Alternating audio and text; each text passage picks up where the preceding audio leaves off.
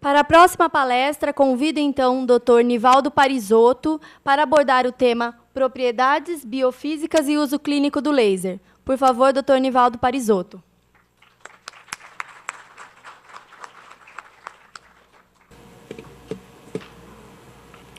Boa tarde a todos. Espero que eu consiga fazer todo mundo despertar aí depois do almoço. É um prazer estar aqui. Foi uma oportunidade muito legal de voltar para o Brasil aí no meio das minhas atividades lá no exterior. E certamente é um prazer voltar para essa pátria amada. Bom, eu gostaria de iniciar a nossa conversa falando um pouco das propriedades biofísicas do laser. Eu vou começar com esse slide, que fala um pouquinho de algumas coisas que eu acredito muito. É uma frase do Voltaire, é um filósofo e pensador francês, e ele fez o seguinte comentário nessa época. Olha só o período onde ele viveu e o comentário que ele fez. O mundo me intriga. Como pode haver um relógio sem um relojoeiro? O que significa isso para vocês? O relógio é o próprio mundo. É esse planeta, é essas condições que a gente vive aqui. E o relojoeiro, ele está se referindo a Deus. Não é? Ou alguma coisa, alguma entidade com inteligência superior, não importa o nome que se dê, não importa, que controle tudo isso. Vocês vão me perguntar, o que isso tem a ver com a sua palestra? Tudo. Nós estamos querendo, a ciência tem por objetivo fundamental explicar as leis da natureza. E quando a gente vem aqui e vem conversar sobre laser, eletroterapia, correntes, todos os palestrantes que me antecederam, e certamente aqueles que vão me suceder, vão se referir a mecanismos, a bases, a interações, a como funciona a coisa toda. Essa é a ideia. E é isso que a gente vai tentar mostrar isso para vocês. Como é que esse relojoeiro definiu as coisas para que o relógio funcione, e a gente sabe que o nosso relógio, nós seres humanos, funcionamos muito bem. É algo que a gente, às vezes, não consegue descrever com clareza. Para começar,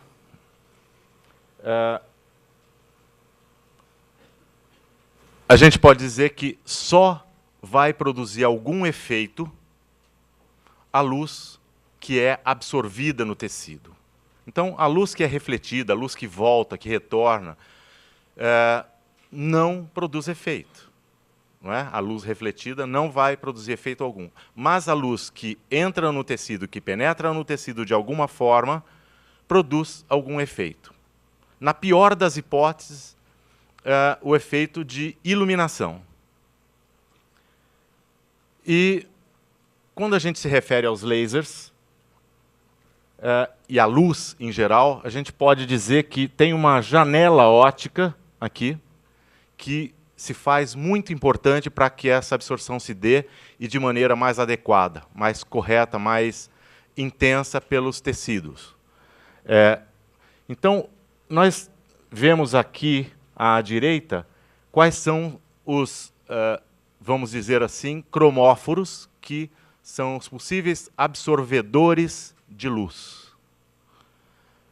melanina, a hemoglobina oxidada e a hemoglobina reduzida, e a água que está aqui como um material que preenche fundamentalmente em torno de 65% a 70% de todos os tecidos biológicos.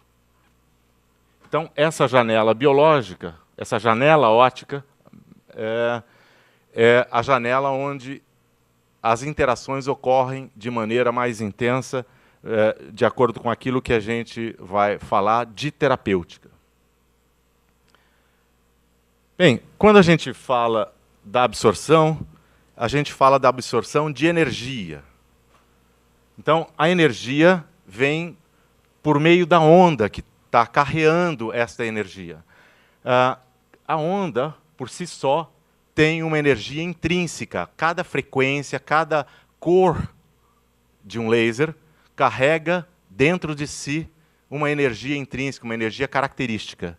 Então, se vocês pegarem lá o infravermelho, a faixa do infravermelho, né, tem energias menores. Na maior parte das vezes, em torno de 0,52 elétrons-volts. Em torno disso, dependendo do comprimento de onda. Se for maior, comprimento de onda, reduz um pouco essa energia. Se for menor, aumenta um pouco essa energia. Vocês veem que a energia é inversamente proporcional à frequência. Ok? E o vermelho, por exemplo, vocês veem aqui, a energia é muito maior. Está lá em torno de 1,48 elétrons-volts. E a gente pode dizer que acima de 1 elétron-volt começam a ocorrer algumas reações mais importantes. Por exemplo, além da excitação eletrônica, ocorre desprendimento de alguns íons. Ocorre alguns processos importantes nesse sentido. Então, isso está na dependência do comprimento de onda. E essa energia intrínseca, então, está relacionada à frequência e ao comprimento de onda, e que vai determinar, então, algumas reações que nós vamos ver aqui. Então, é mais ou menos isso que está aqui. Então, do lado de cá é o infravermelho próximo, e aqui é o vermelho, como vocês estão vendo aqui. Ok? A base do processo de absorção está pautada numa teoria que, óbvio, ainda precisa de várias confirmações, mas atualmente é a teoria que mais consegue explicar, ou consegue explicar melhor, as condições de interação da luz com os tecidos biológicos. E seria, então, a teoria fotoquímica, que foi proposto pela professora Tina Caru, e foi corroborado por vários outros trabalhos ao longo do tempo, em que acontece o seguinte: a partir da absorção ocorrem alguns eventos primários de caráter fotoquímico e fotofísico, principalmente pela mitocôndria, e a partir disto podem ocorrer estimulação ou inibição de funções bioquímicas e fisiológicas de caráter local e, eventualmente, também de caráter sistêmico. A esse processo se dá o nome de ação biomodulatória ou ação de biomodulação, ou fotobiomodulação. Essa fotobiomodulação depende das condições metabólicas prévias do tecido que está sendo irradiado. Então, como o pH, a concentração de oxigênio, a concentração de cálcio, os nutrientes presentes no tecido e assim por diante. Então, vários fatores acabam interferindo nesse processo de absorção e há então, uma sinalização a partir dessa absorção de energia, que começa a haver, então, sinalização de uma série de ajustes celulares. E aí eu coloco uma pergunta, eu acrescento uma pergunta nesse esquema todo, que é: será que o tecido jovem, que tem uma característica metabólica diferente do tecido idoso, absorvem da mesma maneira? Então eu vou mostrar para vocês algumas coisas que nós já fizemos que começam a responder um pouco essa pergunta. Na realidade, esse é o tema do meu trabalho lá no Wellman Center for Photomedicine, lá em Boston.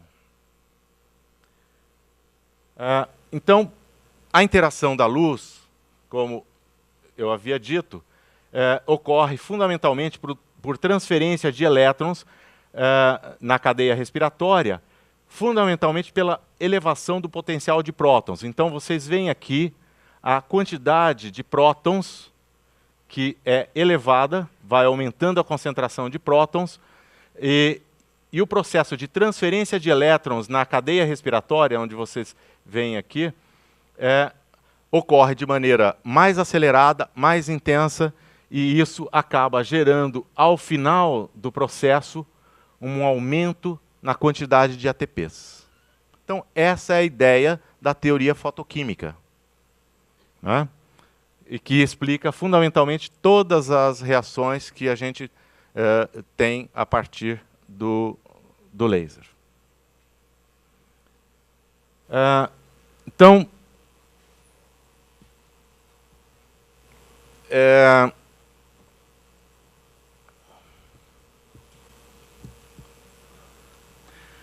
nessa faixa, então, aquela faixa que eu comentei com vocês, da janela terapêutica, você tem a absorção da energia no tecido, aqui no caso representado pelo neurônio, mas pode ser qualquer tecido, não é?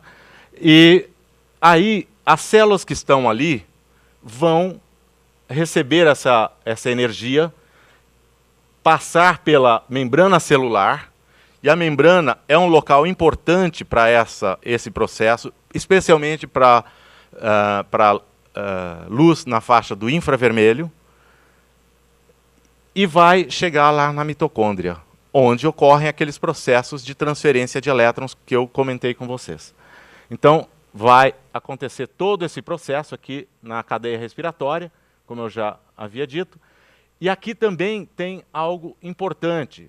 Aqui existe a geração de maior quantidade de espécies reativas de oxigênio. Isso é o processo de oxidação, faz parte da vida.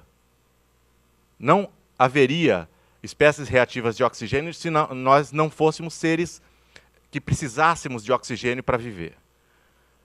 E também tem o óxido nítrico, que é liberado neste momento e que está relacionado fortemente com o processo de sinalização do potencial redox, ou seja, de oxidação e redução.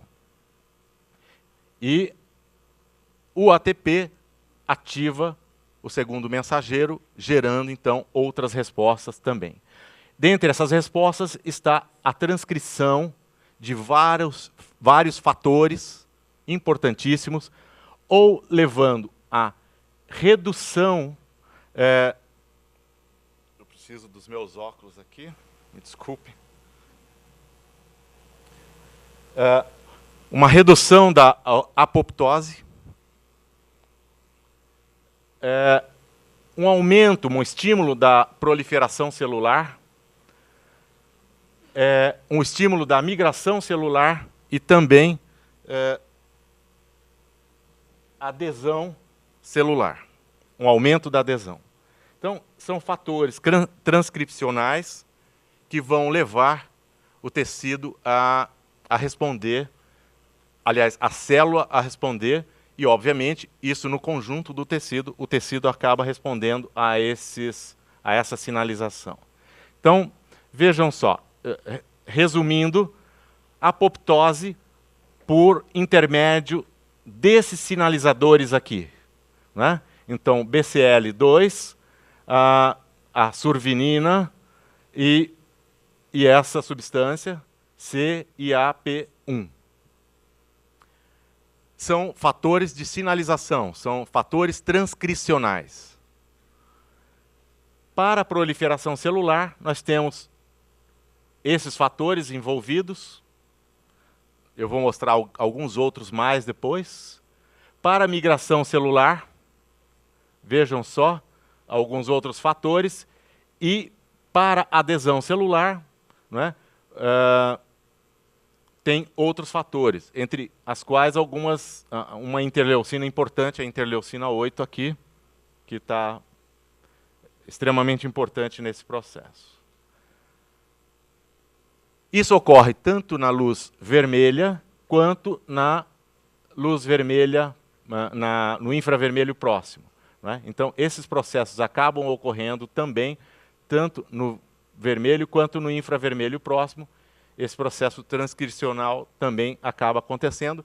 E aqui vale ressaltar, por intermédio das espécies reativas de oxigênio, o fator sinalizador, que é um fator bastante genérico, o fator NF-kappa-beta,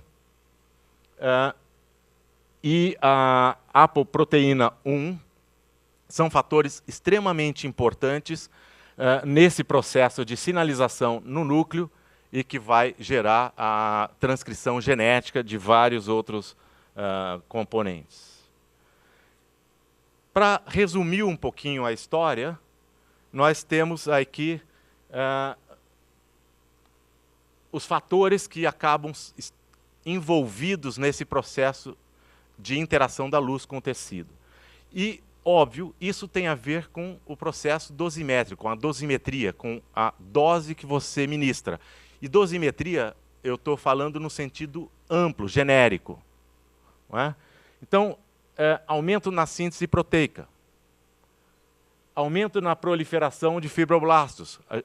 Eu, inclusive, estava comentando com o professor Ed, que ele facilitou a minha aula, porque agora eu vou falar de algumas coisas de reparo tecidual aqui e vai me facilitar a vida. Não é? Síntese e secreção de fatores de crescimento, como ele já demonstrou a importância disso tudo. A produção de alguns de ácidos nucleicos, DNA e RNA. Aumento na proliferação, como eu já havia dito. Modulação na atividade enzimática. Algumas enzimas acabam sendo moduladas pelo fator luz. Microvascularização, uma elevação, uma melhoria na microvascularização. Aceleração no metabolismo, porque aumento da biodisponibilidade de ATP pela célula significa dispor à célula grande capacidade de metabolismo. Ela pode usar ou não, mas ela tem disponível ATP para a sua utilização. E aumento na síntese de ATP, aceleração na transferência de elétrons, como a gente havia comentado anteriormente. Tudo isso acaba sendo determinado pela dosimetria. E a dosimetria também tem uma importância muito grande como efeito sobre o processo de biomodulação. Nós temos alguns outros fatores. Então, como eu disse, o estado fisiológico do tecido é de fundamental importância. Como é que o tecido está? No começo da história do laser, isso se faz importante ser dito, no começo da história do laser, muitos trabalhos foram feitos sem resultados, porque as pessoas irradiavam tecidos sãos. E o tecido são não tem um estado fisiológico alterado que permita uma resposta efetiva do laser. Então, o laser foi muito desacreditado no começo da sua história por ausência de alguns resultados, em função de que vários trabalhos foram feitos sobre tecidos normais. E aí, no tecido normal, o estado fisiológico do tecido é natural, não há necessidade de uma resposta adicional. Porém, quando há um estresse tecidual, uma alteração tecidual importante, as respostas ocorrem de maneira diferenciada. O exemplo disso foi trabalhos que ocorreram in vitro, onde o crescimento de fibroblastos era suavemente aumentado quando a nutrição dos fibroblastos na cultura celular era perfeita, boa. Porém, se a gente estressasse a cultura de fibroblastos com baixa quantidade de nutrientes, ou seja, ao invés de colocar 10% de soro fetal bovino, passava para 5% de soro fetal bovino, a resposta estressora de baixa de nutrientes produzia uma resposta de proliferação de fibroblasto, quando irradiado com laser, muito mais intensa do que aquela observada sob a ação do laser no tecido ou nas condições ideais de nutrição. Então, esse estado fisiológico do tecido é de fundamental importância. Então, algumas características que interferem nesse efeito biomodulatório. O comprimento de onda, a densidade de potência, a dose ou a fluência, a frequência de tratamento, ou seja, a acumulação da dose ao longo do tempo, o tipo de tecido e a característica da lesão, e o espectro de absorção específico do cromóforo que eu quero irradiar. Qual é a característica de resposta que eu estou interessado? Isso vai determinar o efeito biomodulatório. Por exemplo, numa situação de estresse oxidativo, que essa é uma situação muito comum, por exemplo, no diabético. O diabético é um paciente que tem estresse oxidativo por natureza. Então, todo o processo de biomodulação vai estar fortemente envolvido quando a gente pensa no envelhecimento e na dependência de o potencial redox do local do tecido onde eu estou irradiando e do estresse oxidativo local, eu vou ter, então, eu poderei ter uma resposta mais intensa, mais efetiva, mais clara do que se o tecido estiver numa situação de normalidade, de neutralidade. Então, a minha hipótese, a hipótese de um dos trabalhos que nós fizemos lá na UFSCar, foi a seguinte. Vocês se lembram que eu comentei do envelhecimento, daquela pergunta inicial. Se você tiver um sujeito jovem, aqui nós estamos vendo a curva de resposta. Se você tiver um sujeito jovem, aliás, é a característica de grau de estresse oxidativo ou de metabolismo, né? Então, o sujeito jovem tem uma alta taxa de metabolismo, tem um baixo estresse oxidativo. Então, a característica de resposta abaixo da curva está aqui. Então, eu transferi para essa área aqui. A área desse triângulo corresponderia ao grau de resposta, à intensidade de resposta que esse sujeito vai ter.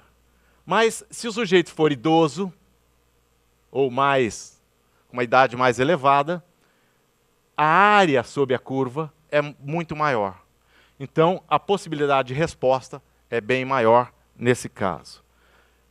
Com essa ideia na cabeça, e tentando fazer trabalhos para comprovar essa hipótese, nós fizemos um trabalho, um aluno meu, Charles Tassiro, de doutorado, fez um trabalho comparando ratos jovens e ratos adultos, mais idosos, então 4 a 5 semanas e 27 a 28 semanas de idade. Né? E comparando, então, sob efeito de radiação laser, com 12 sessões consecutivas, usando a mesma dosagem, 2 dosagens diferentes para a gente poder trabalhar, e sendo uma delas um placebo. Fizemos toda uma análise morfológica com microscopia de luz comum e a microscopia de força atômica, que é um equipamento que a gente tem no laboratório, que permite a gente analisar a estrutura molecular, macromolecular do colágeno. Né? Então, é mais ou menos isso que a gente acaba observando. Você vê aqui as fibras de colágeno e esse é o mecanismo pelo qual a gente faz análise. É uma análise de superfície, né, onde a gente consegue observar algo desse tipo aqui, e o sistema é através de um laser que faz a partir da rugosidade da superfície, da diferença de altura da superfície, é detectado isso num computador e transfere isso para essa imagem que vocês viram. Nós vamos ver algumas imagens desse tipo. E a partir dessas imagens nós capturamos uma série de informações, tanto da microscopia de luz quanto da microscopia de força atômica, uma série de informações importantes. Então aqui o número de vasos.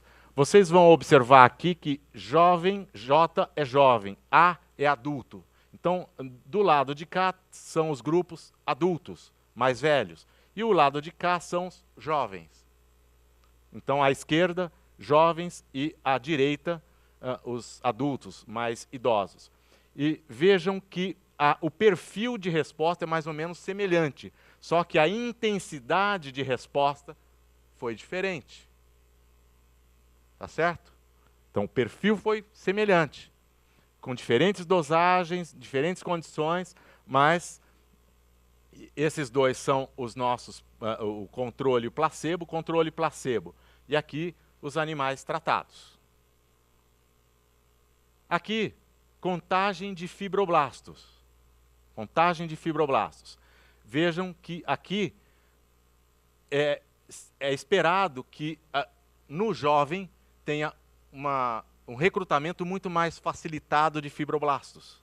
E vejam só o que aconteceu, foi exatamente o que foi observado. Houveram pequenas diferenças, este com este há uma diferença, houve uma menor quantidade de fibroblastos nesse caso, mas e algumas diferenças entre os grupos jovens e adultos. Células não fibroblásticas na região da ferida. Nesse caso foi feito no tendão, era uma lesão tendínea. E a resposta, então, claramente maior nos animais jovens, diferenciando-se dos animais adultos. E aqui a microscopia de força atômica, mostrando um pouquinho as características da imagem que a gente vê. Não vai haver tempo para a gente detalhar muito a imagem aqui, mas com um software especial a gente vai fazendo uma série de medidas e contagens das dimensões das estruturas que estão ali. Não é? E, a partir desses dados, o que nós obtivemos foi isso aqui. Então, no adulto, as fibras colágenas foram bem mais espessas, ou seja, de calibre maior, no adulto, quando foi tratado com 10 joules. Então, houve uma diferença de dosimetria, uma diferença dosimétrica e uma diferença em relação ao grupo dos jovens. Isso foi feito com tendão. Aqui um trabalho que acabou de sair nesse instante, inclusive esse aqui é o paper de prova, é a prova do autor, eu coloquei aqui ainda sem os dados, né, finais, mas é um trabalho que eu orientei de um mestrado, comparando lesões musculares em ratos adultos e jovens, né, e fazendo laser com essa perspectiva de responder também aquela pergunta. Então, só para resumir um pouco a história, os animais idosos tiveram uma resposta melhor que os jovens, que também responderam, mas em menor escala, menor intensidade. Então, aqui os resultados que dá para se observar. Aqui, vocês vejam aqui que há uma diferença. Nós temos aqui aqui é a metodologia. Então, a lesão que foi feita, aqui vocês podem observar a lesão muscular, que foi feita por criolesão, por congelamento, e aqui o tratamento do laser que era feito. Não é?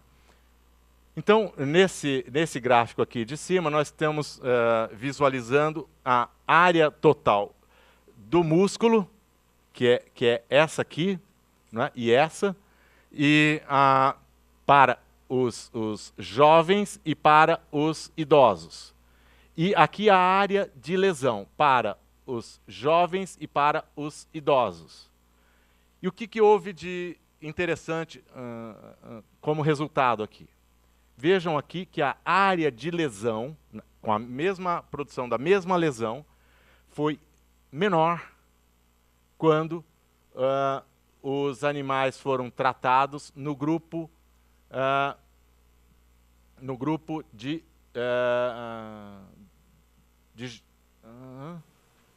jovens. Ok? Bom,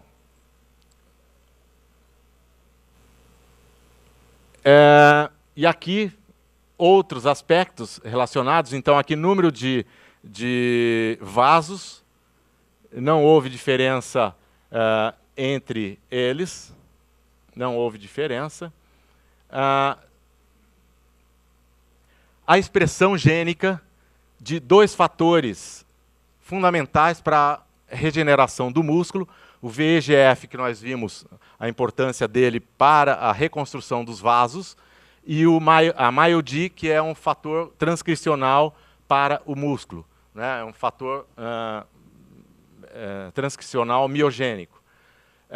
E o que foi observado é que houve diferença, e nos idosos houve uma expressão muito maior, tanto de MyoD como de VEGF. Vejam, o estresse oxidativo é muito maior no animal idoso. E a resposta foi muito maior. Então, o que a gente pode depreender daqui? Que, aparentemente, a hipótese foi confirmada. Pelo menos com esses dados iniciais, a gente já pode dizer que parece que esse caminho dá uma resposta razoável como alternativa da resposta à ação da terapia com luz. Né? Bem, então, o que a gente pode observar é que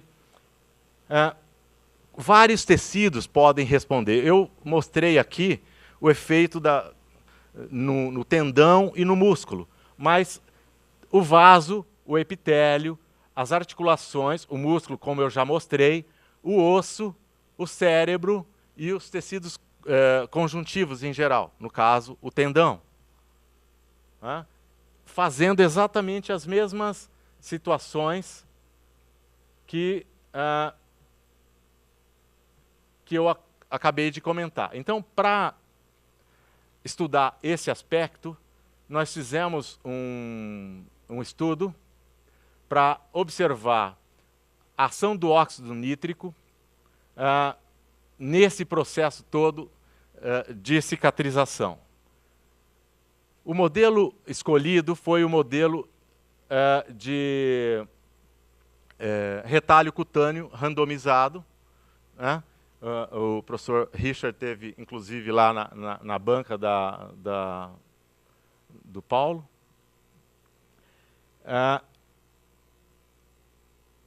E o que foi feito? Nós estudamos, então, a viabilidade do retalho cutâneo em ratos.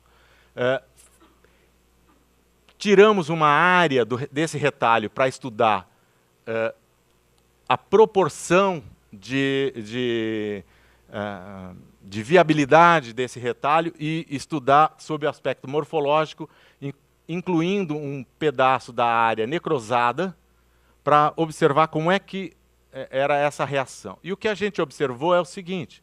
Então, aqui vocês estão observando os valores em percentual de retalho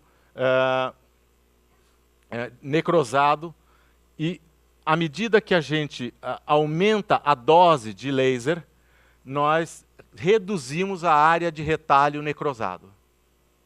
Então, houve uma redução da área de retalho necrosado à medida que a gente aumentava a dose.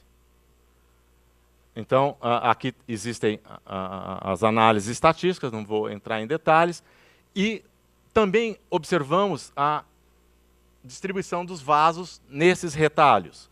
E vejam só que interessante, aquela curva era uma curva descendente, essa aqui é uma curva ascendente. Então, à medida que aumentam as doses, aumenta o número de vasos. Isso é extremamente interessante. Aqui estão os números de vasos observados, a média do número de vasos observado. Então, é mais ou menos isso que nós analisamos. Então, os vasos estão ali marcados com as setas, não é?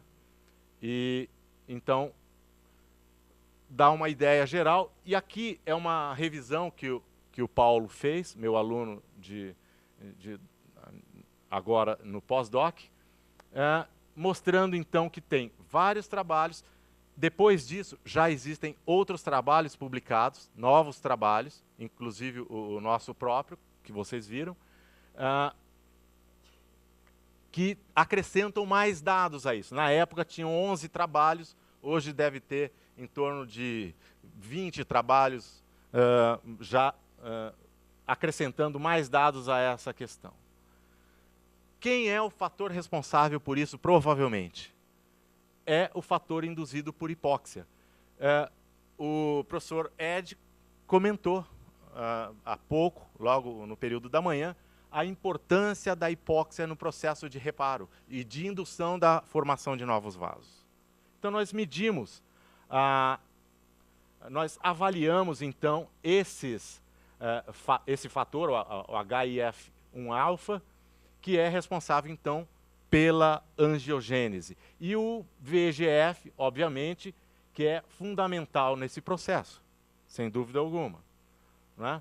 Então, o modelo também foi o retalho cutâneo, né, como foi feito. Aqui é um modelinho para irradiação, para ter um padrão de irradiação correto e adequado e repetido. E os animais, como é que eles aparecem.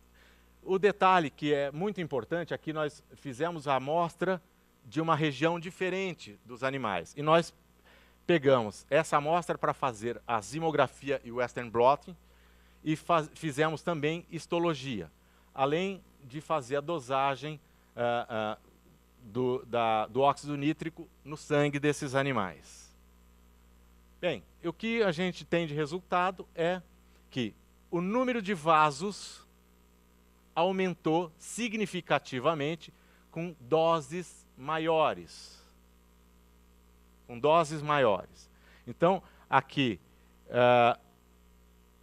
infravermelho, 40 joules, teve um número de vasos bem grande, e o vermelho com 40 joules, houve uma diferença entre ele e ele.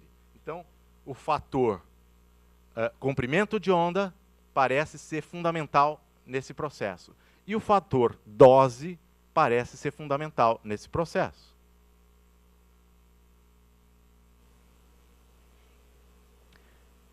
Aqui, avaliando a metaloproteinase 2, que é um fator extremamente importante também no processo de reparação. Então, aqui o Western blotting, como nós comentamos, e a diferença também repetindo os mesmos resultados. Esses resultados foram repetidos por 3 ou 4 vezes, e a repetição sempre foi a mesma. Nós refizemos para ter certeza que era assim mesmo que funcionava.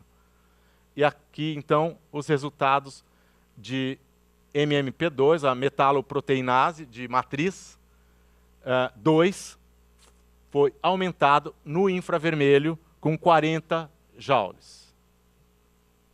O óxido nítrico, não houve diferença entre as doses e o controle para o óxido nítrico. E o fator indutor de hipóxia, vocês veem aqui o gel, né, a foto do gel, mostrando então que foi bem mais expresso nos 40 joules, que é a dose maior, tanto no vermelho quanto no infravermelho, mas mais ainda no infravermelho. Então, o que se conclui disso? Que os lasers vermelho e infravermelho afetam a cicatrização tecidual quando utilizados nas fluências de 30 e 40 joules por centímetro quadrado, em ratos submetidos a retalho cutâneo randômico, exercendo um efeito dose dependente sobre os parâmetros analisados. E aumenta e mantém os sinais angiogênicos através da liberação do fator indutor de hipóxia 1-alfa. Embora tenha promovido a angiogênese, ele não foi efetivo para melhorar a viabilidade do retalho cutâneo. Ou seja, o retalho cutâneo ficou o mesmo, não houve aquela mesma condição que aconteceu no trabalho anterior. Então, o que a gente pode dizer? Que o laser atua no reparo cutâneo, certamente, como a gente viu lá. Então, eu estou tentando mostrar que aquele panorama geral dá para trabalhar com dados, inclusive do meu próprio laboratório. Dessa vez, fiz questão de mostrar mais trabalhos do nosso laboratório do que simplesmente fazer um curso sem os fundamentos que a gente conseguiu localizar e realizar dentro da nossa própria instituição, né? Claro que tem outros trabalhos na literatura muito bons, demonstrando coisas dessa natureza, não exatamente isso, mas coisas relacionadas com isso, muito importantes. E uma das coisas extremamente importantes que eu faço questão de comentar é que o comprimento de onda é uma questão que a gente tinha tal da janela terapêutica e não está completamente explorada essa questão da janela terapêutica. Vocês observem aqui, é um trabalho que foi recém-publicado, usando luz verde acelerando a cicatrização. Luz verde. Então, o que a gente pode dizer? Que existem outras opções de comprimentos de onda aparecendo na literatura como possíveis candidatos a serem ativadores do processo de cicatrização. Se eles são melhores ou piores que outros comprimentos de onda, quais os cromóforos que seriam as explicações para esse processo de interação, ainda não se sabe claramente. Mas existe grande probabilidade de se conseguir resultados, já com os primeiros resultados aparecendo na literatura, de uso de outros comprimentos de onda com resultados positivos. Como explicar? A gente tem que fazer ciência e construindo tijolinho por tijolinho, uma parte de cada vez, um degrau de cada vez. Outra questão que é extremamente interessante é o uso do PDT, ou seja, terapia fotodinâmica. Terapia fotodinâmica. Então, são drogas que são fotossensíveis e que são ativadas pela luz e que podem ser usadas na cicatrização. Vejam que o PDT antigamente era usado para tratamento de câncer e para tratamento de infecções bacterianas, infecções virais, infecções fúngicas. Mas, inclusive, a grande especialidade do meu advisor lá nos Estados Unidos, lá em Boston. Mas está sendo utilizado já para cicatrização. Que droga usar, como usar, que intensidade? E, nesse sentido, nós acabamos de publicar, saiu esses dias, a prova também do artigo, numa revista, eu acho que eu até coloquei alguma coisa aí, ao final, numa revista chamada Photonics and Lasers in Medicine. É uma revista alemã, que está recém-chegada, é recente, é uma revista nova, mas com um potencial muito grande de se tornar uma possibilidade boa de publicações de artigos na área de laser de baixa, né? E outra questão que é fundamental é a possível utilização de LEDs multicromáticos, para atingir diferentes cromóforos, eventualmente no mesmo cluster, no mesmo sistema de iluminação. Isso são coisas para futuro. Não tem algumas alternativas estão surgindo já no mercado de equipamentos, mas Claro, precisa de mais estudos, sem dúvida, mas já tem grandes possibilidades de utilização dessas argumentações com dados da literatura disponíveis. Isso para reparo da pele, reparo cutâneo. Eu vou mostrar um pouquinho agora o reparo do nervo. Né? Então, nós fizemos diferentes tipos de lesão, axoniotimese e neurotimese, com diferentes densidades de energia, comprimentos de onda, né? 2 densidades de energia, 3, aliás, e aí fomos estudar como é que funciona isso. Foi feito uma lesão neural por compressão, é uma pinça especial que dá 54 newtons de pressão no nervo, é deixado isso por 30 segundos, e você tem, então, uma lesão por esmagamento, crush injury, né? É uma axoniotimese típica, e dá para se perceber claramente aqui a lesão. Vocês percebem aqui, se a gente, na sequência, quando você tira a pinça, fica inflamada. Você já vê a inflamação começando a ocorrer aqui. Tá certo? Ok.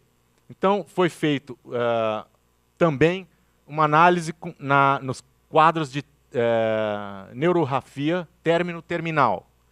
Então, foi feita a sutura, como é visto aqui, né? E nós estudamos como é que era a resposta nessas duas condições. Né? Então, esse é o quadro geral do protocolo de aplicação. Então, a aplicação na axoniotimese e na pós-neurorrafia término-terminal. Né? Diferentes dosagens, né?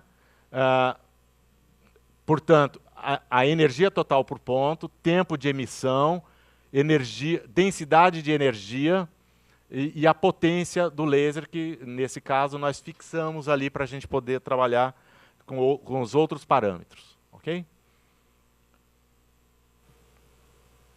Bom, então, uma das análises era uma análise funcional feita pelo chamado walking track, que é uma pista de andar, né, de caminhada, e se faz, então, o índice funcional do ciático com aquela formuleta ali, né, e também e os tempos em que foram feitos para cada um dos grupos. E os resultados foram os seguintes. Primeiro, para a axoniotimese, eu vou mostrar.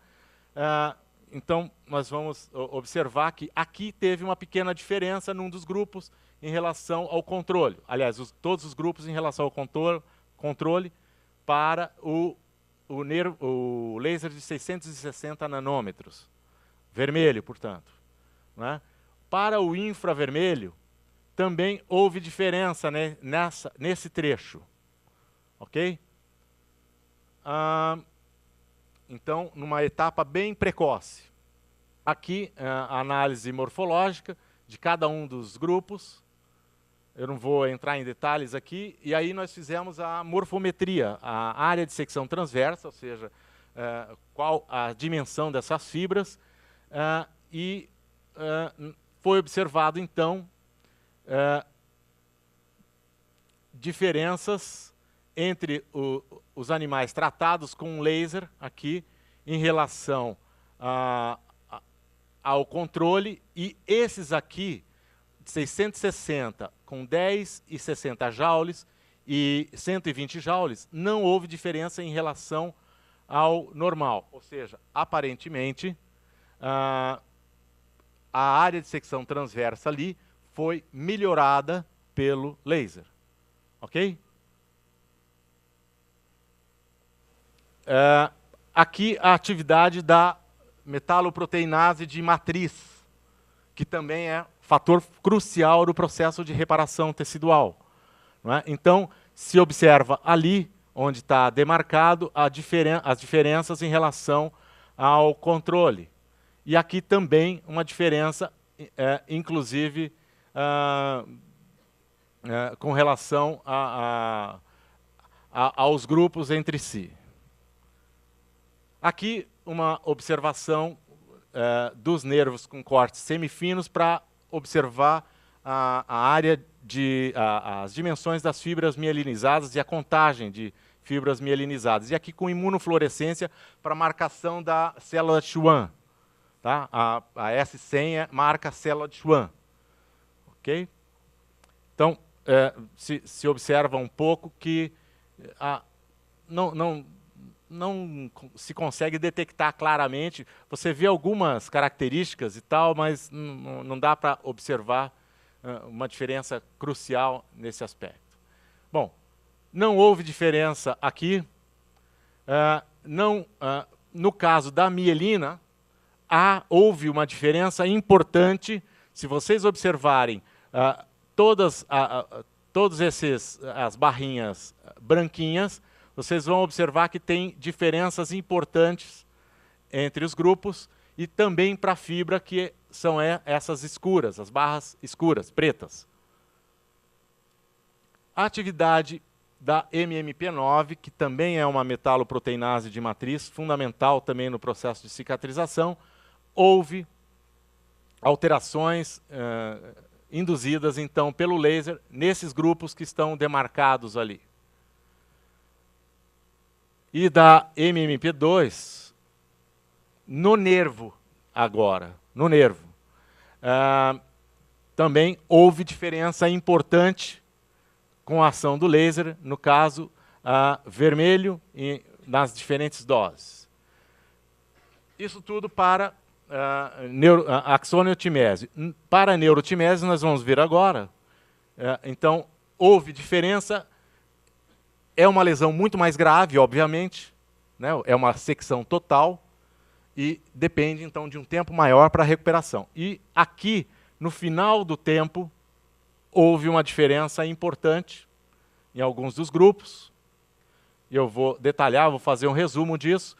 As diferenças ocorreram nesses grupos que estão demarcados aqui em relação à área de secção transversa da fibra muscular no tibial anterior. A atividade da metaloproteinase de matriz no tibial anterior.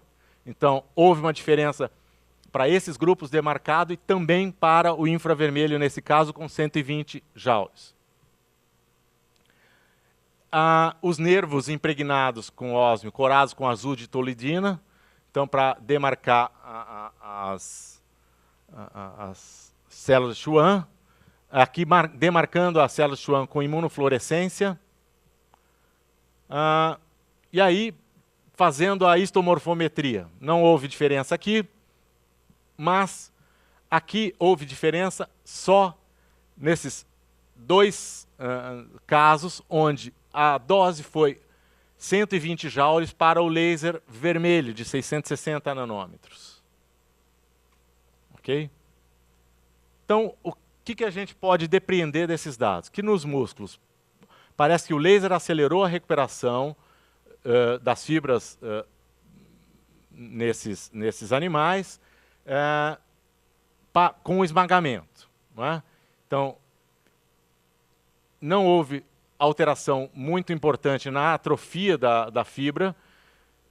E nos vários estudos, o laser foi eficaz em acelerar a regeneração após lesão severa, no caso da neurotimese. Fundamentalmente o laser de 660 com 120 joules, que foi o melhor, aparentemente, mais adequado, que funcionou em praticamente todas as situações de medidas. Não é?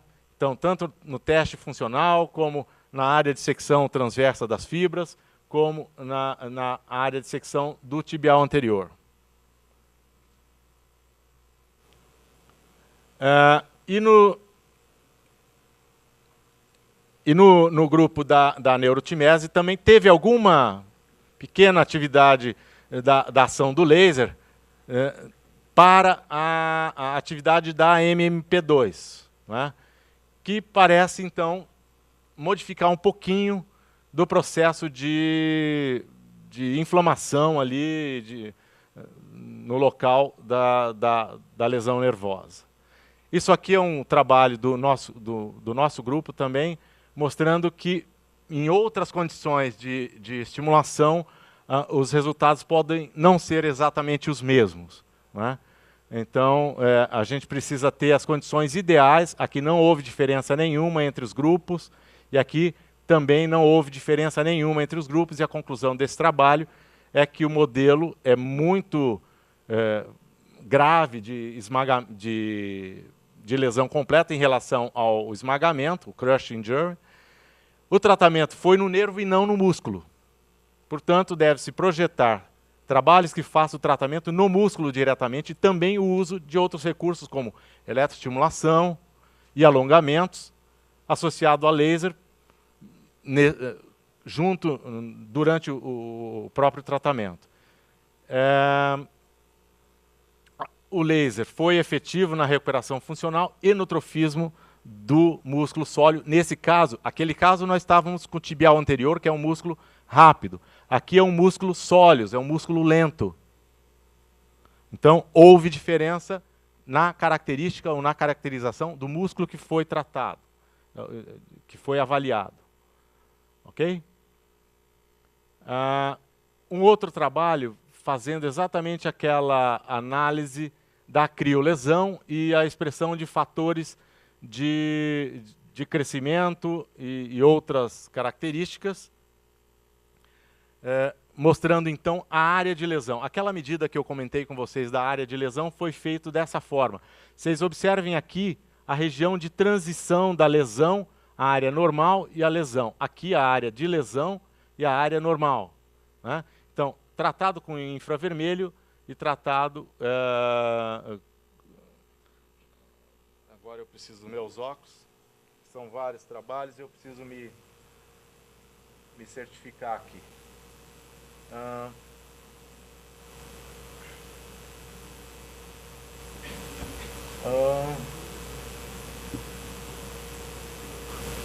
Isso, não. Esse é o controle total, normal, esse só lesão e esse tratado com infravermelho. Ok. Bem, então aqui a gente tem algumas diferenças importantes que foram detectadas nesse trabalho. Esse trabalho acabou de ser publicado, está online apenas, não tem ainda a paginação porque ele está online, na Lasers in Medical Science, vocês devem ter visto ali na frente, acho que eu coloquei. Lasers in Medical Science é a revista onde está publicado este trabalho. Então, diferenças aqui muito grandes na expressão da MyoD, da myogenina e do VEGF aqui embaixo. Infelizmente, meus óculos precisam ser usados em alguns momentos. E a posição aqui não é muito agradável para visualizar o quadro ali, eu tenho que olhar aqui, que é menor. Bem, aqui então outras avaliações que foram realizadas. TGF-beta e colágeno, caracterização de colágeno. Tá? Então, houve diferença importante também nessas duas situações. Então, conclusão. O laser infravermelho, 808, na dose que foi utilizada aqui, que foi de 4 joules, foi capaz de melhorar a regeneração muscular e elevou a expressão de MyoD, de myogenina, e estimulou o VEGF. Houve uma redução do RNA mensageiro para TGF-beta1 e colágeno tipo 1 na área de lesão, reduzindo a área de fibrose muscular. Então, esse trabalho demonstra a redução da fibrose muscular, que é frequentemente esperado num caso de lesão nessas características. E imaginem a possibilidade de aplicação disso, tanto no nosso paciente com qualquer tipo de lesão, como no atleta que está com aquelas lesões recentes e que a gente pode prevenir o aparecimento aí da fibrose. A laser é uma terapia barata, não invasiva, sem efeitos colaterais observados e pode se tornar uma alternativa no tratamento para paciente com lesão muscular. Essa é a conclusão do trabalho. Não é? Aqui, a aplicação já do laser em osso. Não é? Então, nós fizemos análise biomecânica do calo ósseo em ratas osteopênicas. Então, ratas induzidas a uma osteopenia, feita a fratura, uma fratura com o que a gente chama de lesão crítica, né, uma fratura com um orifício no osso, que é um buraco crítico no osso, que a gente lesão crítica. Né? E aqui, então, diferentes características no teste de indentação. Foi utilizado nesse trabalho, é bom que se ressalte, um biomaterial, é um material que é a base, é um biosilicato, é um material derivado do vidro, é um biovidro na realidade, triturado com uma espessura adequada para ser colocado. E o que foi feito foi a colocação desse biosilicato dentro do orifício ósseo para preenchimento. E o que foi feito foi um trabalho de acelerar, uma tentativa de aceleração do processo de regeneração usando luz, usando laser. Né? E aqui, então, se observa, aqui é o animal controle, sem nenhum tipo de biomaterial. Aqui é o animal com o biomaterial. Aqui, estimulado com laser só, e aqui laser e biomaterial. Então, vejam que se a gente pegar o bicho o animal que foi preenchido só com o biomaterial, tem muito menos osso do que o animal só utilizando o biomaterial. Então, aqui tem mais osso de preenchimento, mostrando que o osso cresceu, foi ósseo induzido, a formação de novo osso, né? Com a dose, nesse caso, de 60 joules. Vejam que a dose para um tecido duro como o osso é bem maior. Aqui, então, a conclusão desse trabalho. Aqui tem alguns outros dados importantes, a indentação em outras condições de teste, mas a conclusão desse trabalho, avaliado após 14 dias, é que o biosilicato melhorou a performance no reparo de defeitos ósseos. Isso é tudo bem.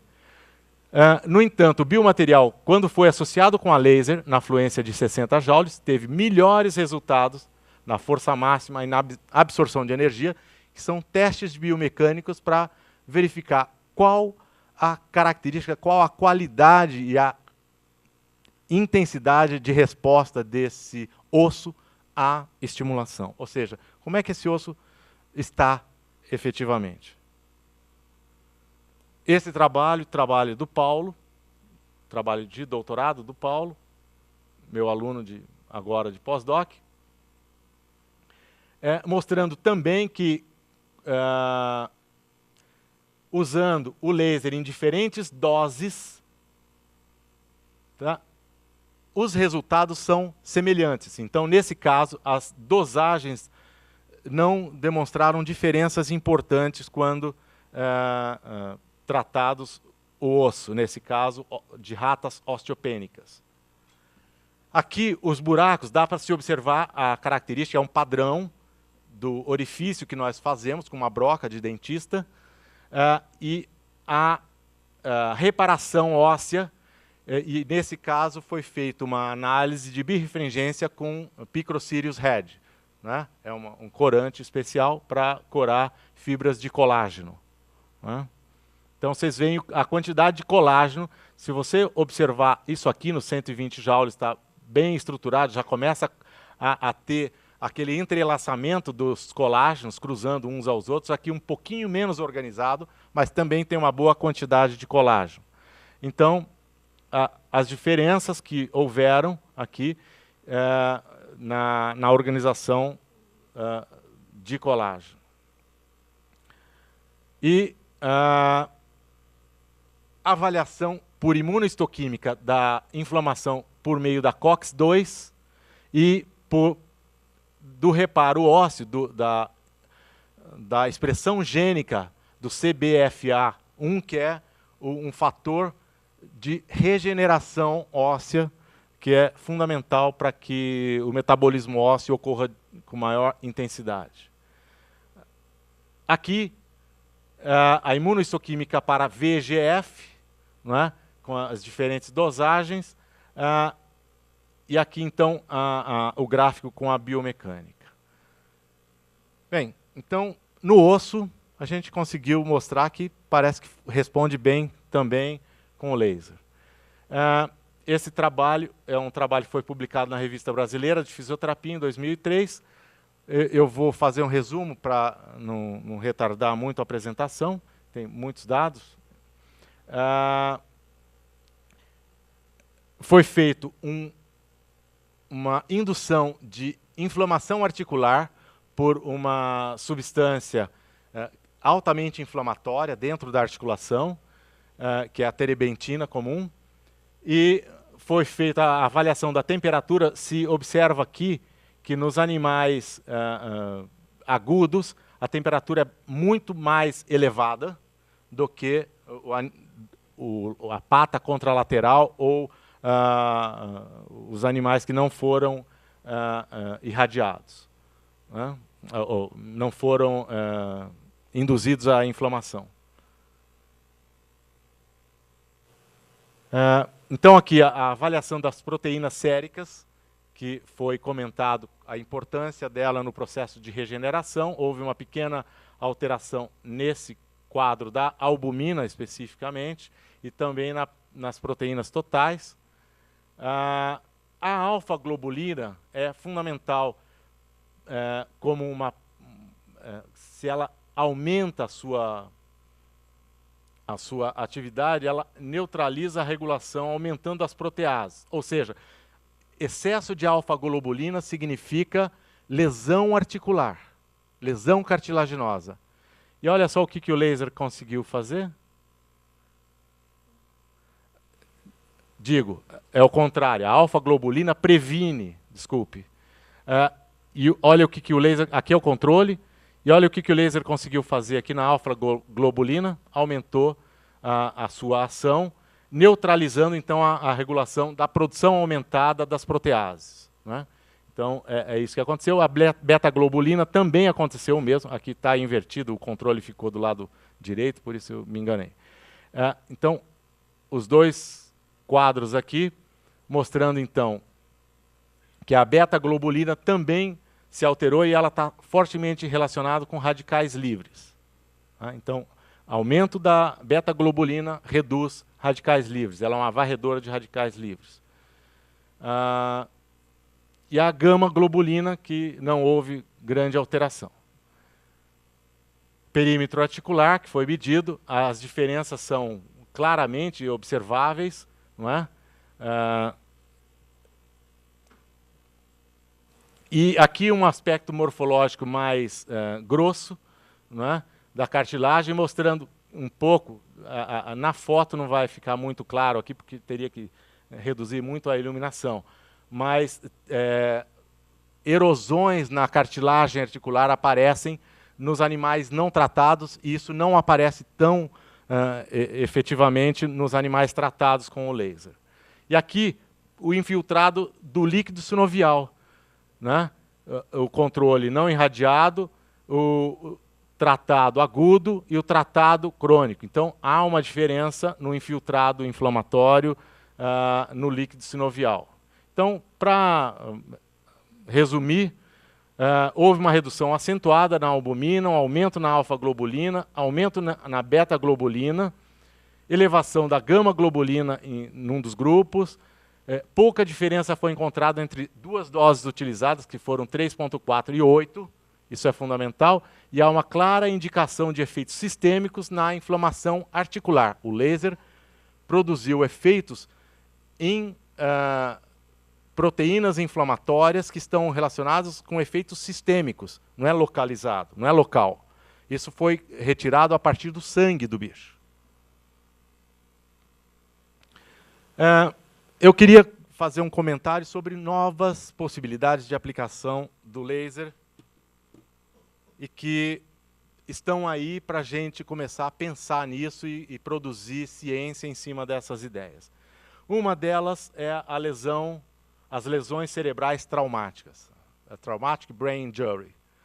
As lesões cerebrais traumáticas é uma alternativa importante para o futuro.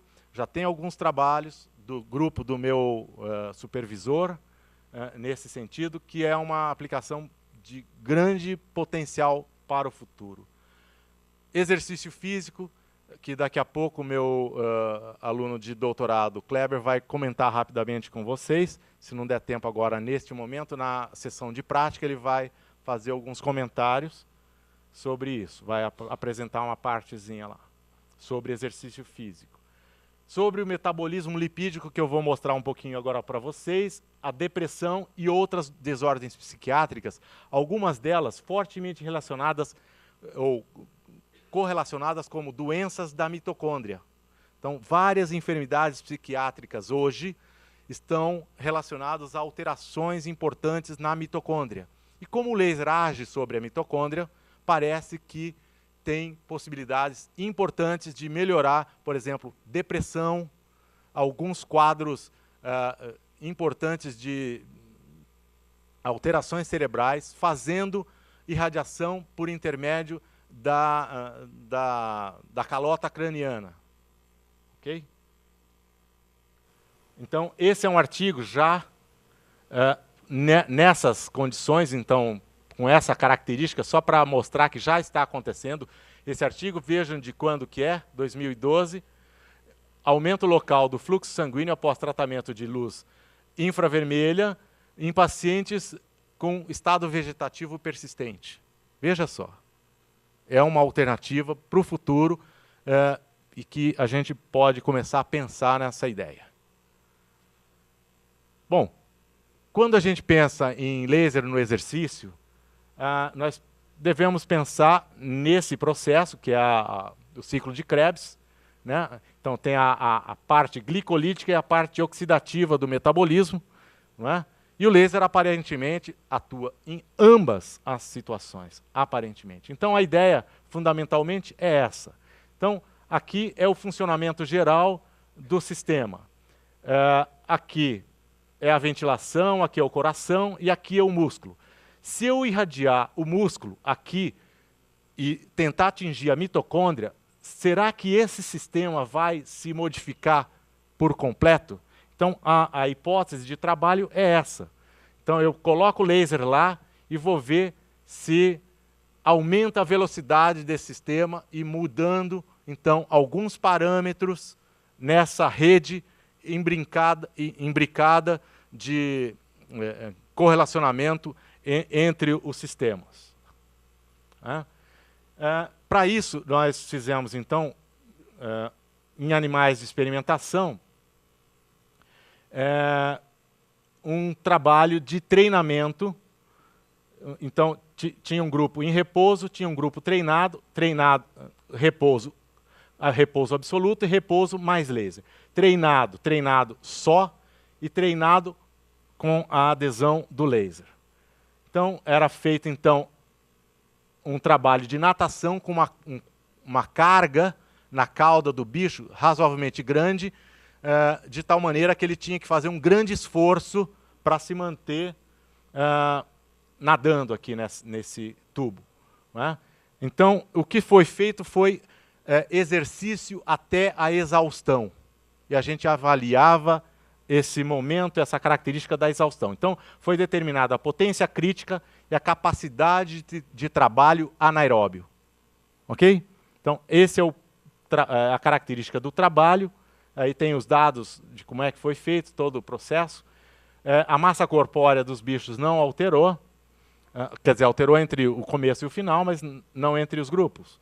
A potência crítica não houve alteração, porém, a capacidade de trabalho anaeróbio houve modificação.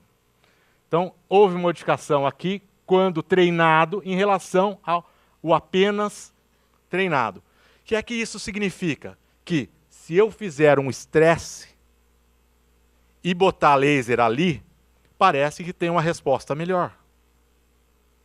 O que é o estresse? É o exercício. O exercício é um tipo de estresse que você induz ao indivíduo. Então, essa é a característica.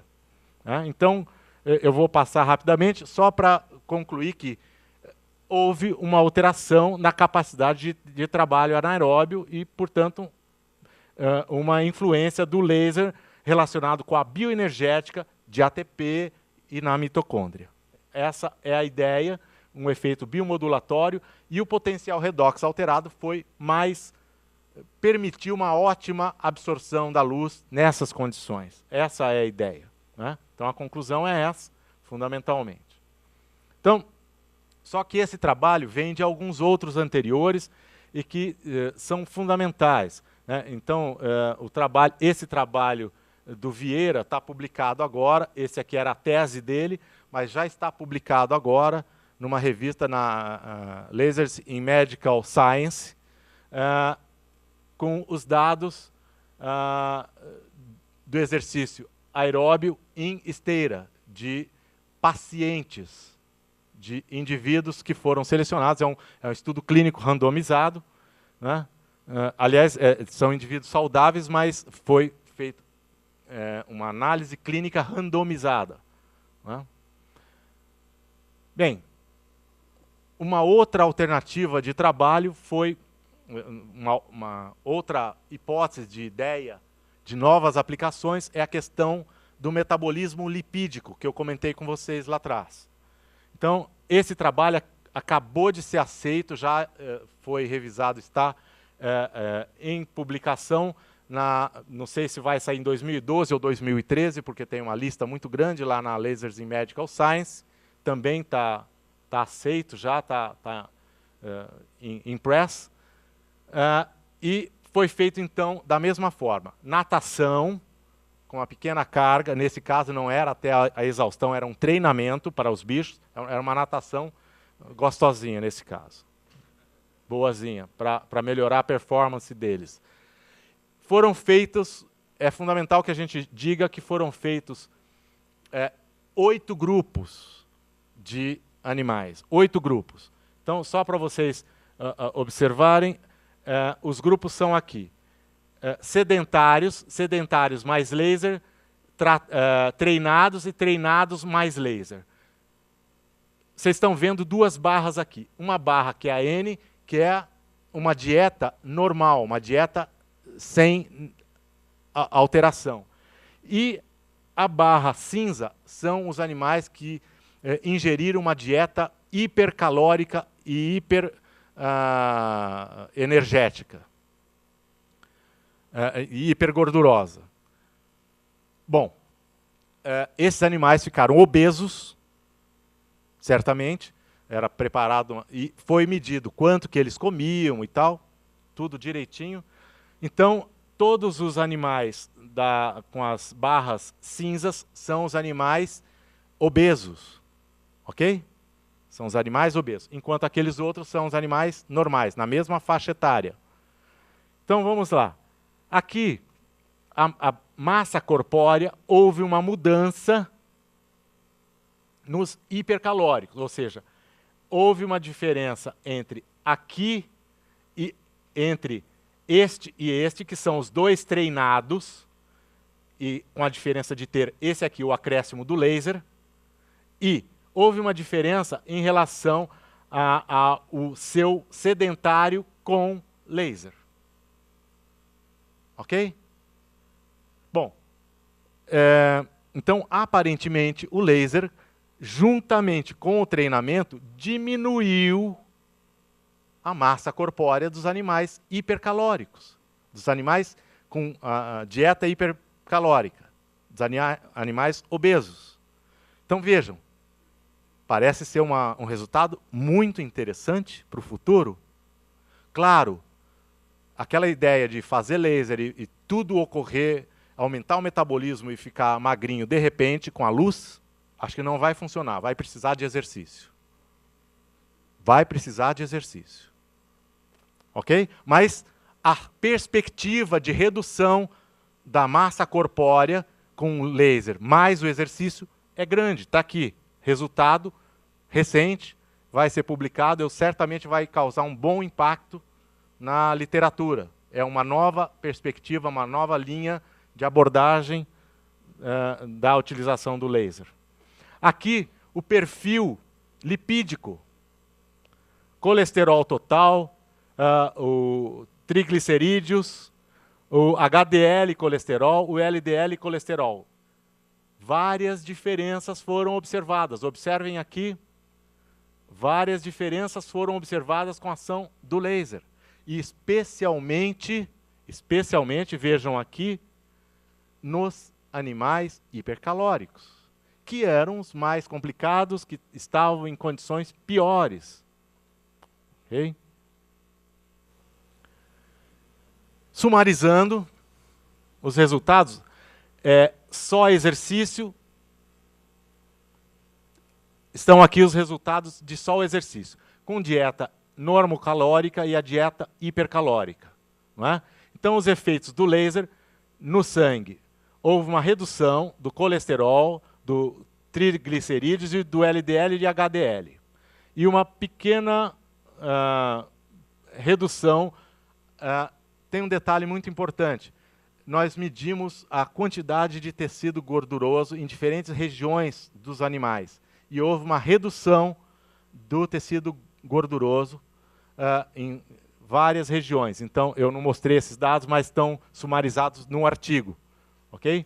Então, houve uma redução da porcentagem de gordura. E houve uma melhora da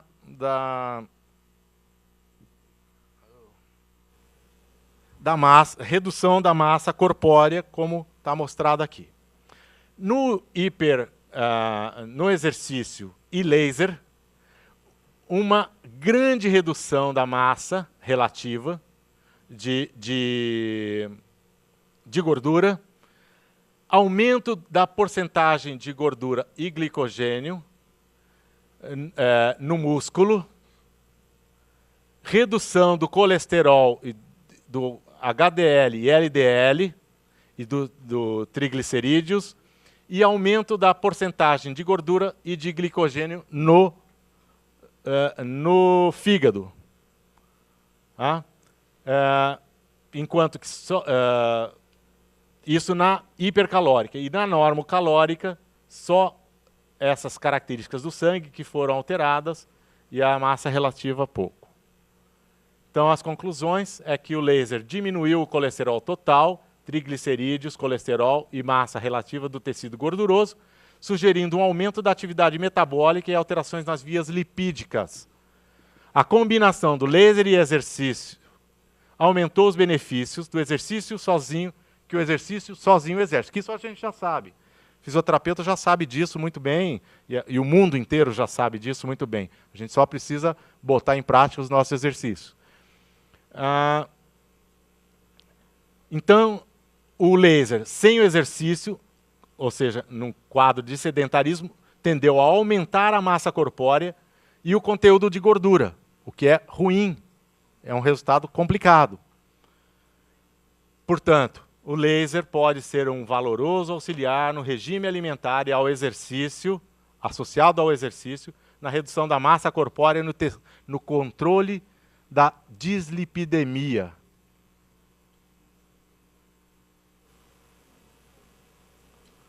Então, o que eu estou fazendo agora no Hellman Center, eu vou mostrar rapidamente, é essa mesma ideia do laser na performance do músculo, só que avaliando espécies reativas de oxigênio e o desempenho, a performance funcional desses animais. E o efeito sobre as sininas inflamatórias. Em camundongos idosos e camundongos na faixa etária normal. Então, a ideia é avaliar as espécies reativas de oxigênio, que eu vou ter mecanismos para isso. E isso aqui eu estou mostrando em primeira mão, é um resultado preliminar, não está publicado em lugar nenhum. São resultados funcionais, e eu vou mostrar para vocês como é que eu consegui esses resultados. colocar o camundongo carregando carga numa escada, ele tem que subir a escada carregando uma carga na cauda, e vejam só, o Chan não teve uma resposta normal ao teste funcional, porém, os animais utilizando laser, esses são os animais jovens, utilizando laser, já mostrou que eu fazendo laser antes do animal subir a escada, ele melhora a performance muscular. Parece que há uma preparação do músculo para o trabalho que vem a seguir. Então, aqui a irradiação do laser, só para mostrar a região no camundongo que eu irradio toda a parte posterior, mais as pernas do bicho, a região posterior, que são os músculos que eu vou tirar para poder avaliar. E aqui o carregamento de peso. Então, ali vocês estão vendo o carregamento de peso por parte do bicho, certo? Esse tubo aqui está cheio de água, com uma proporção em relação ao peso corporal que eu vou aumentando no teste até que ele chega até o final da escada, ok? Então, é assim, eu que estou trabalhando ali. Eu também trabalho. Ok, o que vem por aí? Finalizando a minha parte. Bom, uma multiplicidade de novas aplicações, vocês viram aqui algumas iniciando. Estabelecimento é fundamental nesse momento, estabelecimento de protocolos para as diferentes aplicações. Protocolos. Existem alguns protocolos que a Walt sugere, que são os melhores nesse momento, a gente vai falar um pouquinho na parte prática sobre isso.